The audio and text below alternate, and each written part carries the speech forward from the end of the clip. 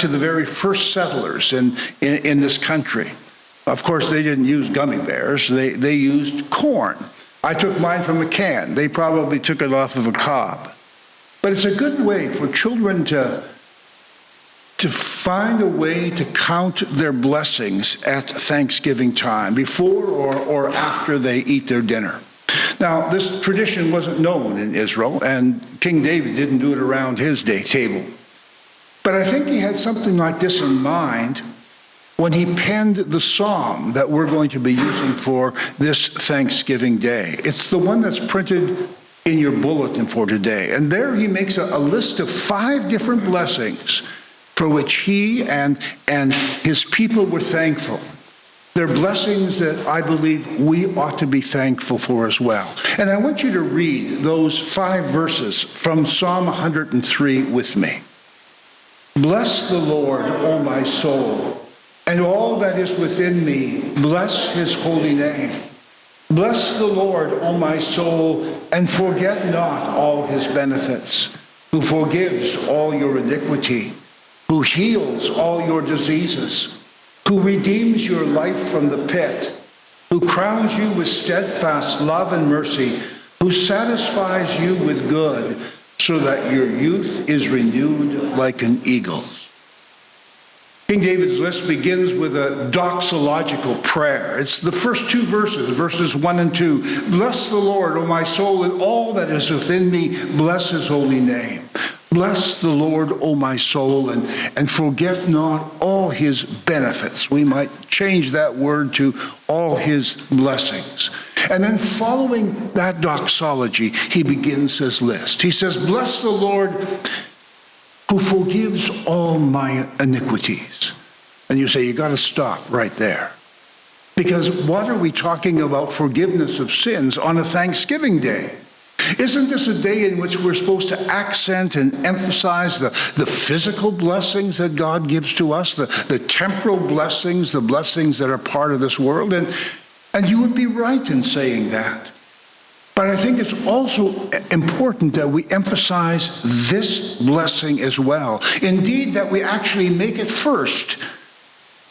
And here's the reason why. You never really come to appreciate and to enjoy the physical blessings if you're estranged from your spiritual father. I want you to think about that. Though God may bless you with a multitude of material blessings, will you ever really be able to enjoy them if you are estranged from your family or from your friends? Are you really going to enjoy them if your life is filled with a whole pile of guilt that you're carrying around with you? Are you really going to enjoy all of those physical blessings if you're not at peace with yourself or at peace with your Creator? It's a writer of Ecclesiastes who puts it this way. There is no quality in a human being that he will find satisfaction in material things. For without God, who can eat and find enjoyment with satisfaction? And here's the reason why. The certainty of God's forgiveness makes our blessings enjoyable and makes the burdens that we experience in the sinful world bearable. You see, it's those spiritual blessings that remove the curse of sin, that remove the guilt that we experience.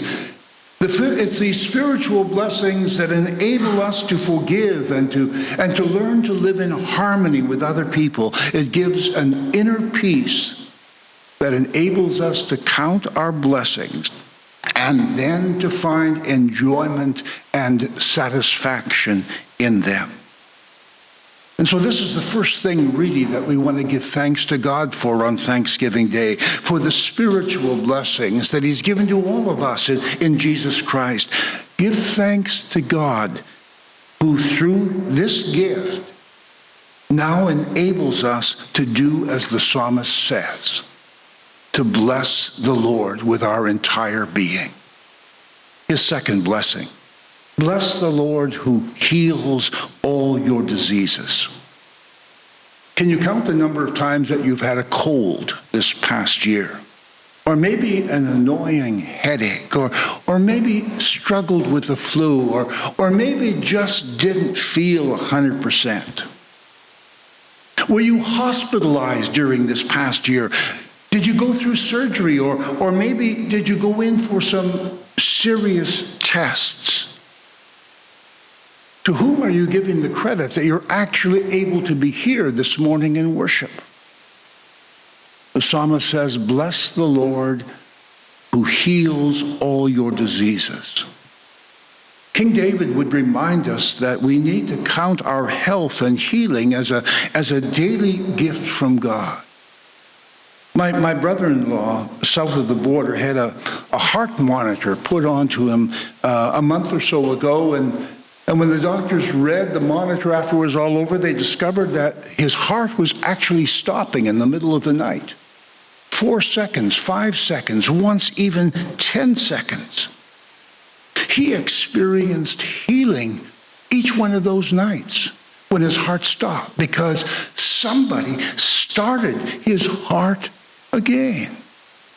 Thanksgiving Day is a day for us to give thanks to God for the gift of doctors and nurses, for all of those who are working in the medical field. It's a day to remember the blessings and the insights into disease that we have come to know through the work of researchers. For most of us that are not involved in the medical profession, the kind of things that they are able to do today are just miraculous compared to what they were able to do even 10 years ago. And indeed, they are miracles because they come from the hand of the Creator.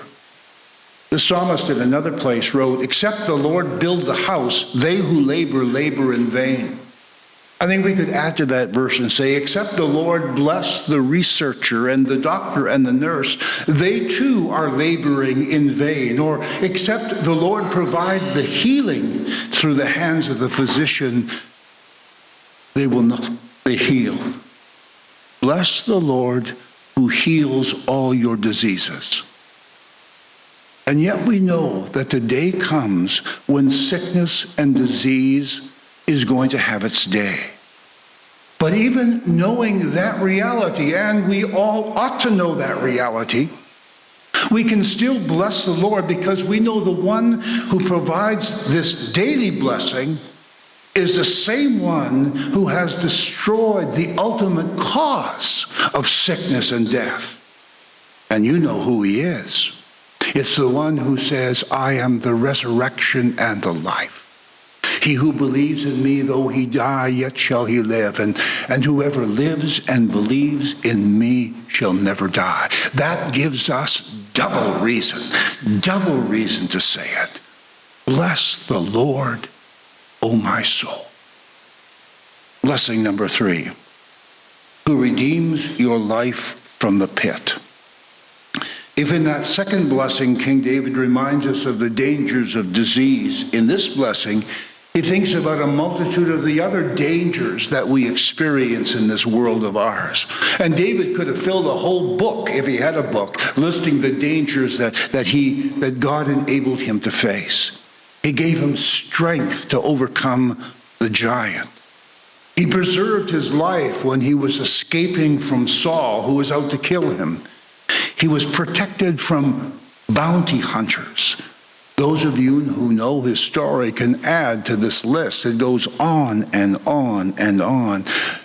David was thinking about those times when we're sure that an angel must have been riding on the hood of our car, or maybe beside us on that airplane, or maybe even when we were just crossing the road. The psalmist is right when he says, he has given his angels charge over us to keep us in all our ways. Indeed, we need to include this in our Thanksgiving list. Blessing number 4, who satisfies you with good so that your youth is renewed like the eagles. Some of us that are familiar with the old King James Version remember it put it this way, who satisfieth thy mouth with good things. Here David is thinking about our daily bread. No, he called this country, and we heard it in the first lesson for today, a land that is flowing with milk and honey. I wonder what he would call our country. A land that produces an abundance of food, that the problem we face is not, what am I going to eat, but rather, how can I keep from eating too much? It used to be a tradition in churches on Thanksgiving Day to decorate the front of the church with all the produce with which they had been blessed. I remember that as a kid because after church I got to pick all the stuff up, and I could fill 2 apple boxes with just apples before counting anything else. I think it's a good tradition, but I want to tell you of an even better tradition. And that is to take the time each day when we sit down around the table with the produce placed in front of us to eat, for us to say, thank you, Lord. Bless the Lord, O my soul. And the final blessing, who crowns you with steadfast love and mercy. The little word steadfast love in Hebrew is the word hesed. Some scholar has written a whole book on just that single word. It's just so packed with meaning that we don't even have time to begin to unpack it here this morning. But let me suggest to you that King David is here thinking of all of the other blessings that have not been listed above. The blessing of family, like the children had mentioned this morning, the blessing of friends, success in our enterprises, the multitude of little joys that God brings into our lives, the joys that seem insignificant, but that really make our lives richer and fuller. Count these little joys, King David says. Count these blessings, and for all of them say, bless the Lord. Well, how should we do that? I think the Thanksgiving hymn, Now Thank We All Our God, gives us a clue. It says that we ought to do it with heart and hands and voices. It begins with a heart that doesn't forget the blessings, a heart that always remembers. A remembering heart doesn't say, my power has gotten me all these things, but rather, you open your hand and you satisfy the desire of every living thing. A remembering heart doesn't say, I'm a self-made person, but rather, by the grace of God, I am who I am. A remembering heart is always a thankful heart, with heart and hands. What's felt in the heart is expressed in action, with hands and with feet, with the strength of our body and with the attitude of our minds, with our gifts and with our talents, with our knowledge and with our wisdom. In short, with our entire being. I'm sure that every father and mother, when asked by a child, what can I get you for Christmas, might always say something like this. First of all, the greatest gift you can give me is to listen to what I'm saying. God would say the same thing to us, to listen to what he says, to live in obedience to his commands, to live in such a way that we bring him glory as we reflect his love for us in our relationships, loving one another with hearts and hands and voices. Well, we can do it with our voices right now. I invite you to rise as we join now in singing that hymn. Now thank we all our God.